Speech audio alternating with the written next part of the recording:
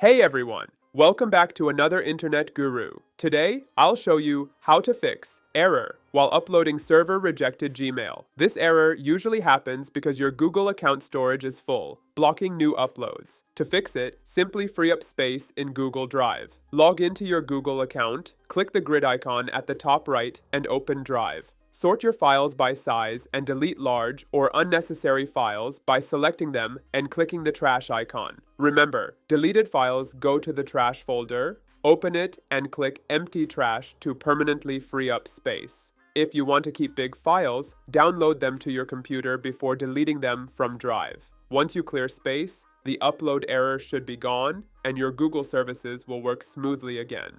Thanks for watching another Internet Guru. If you found this helpful, don't forget to like, subscribe, and hit the bell so you never miss a daily drop.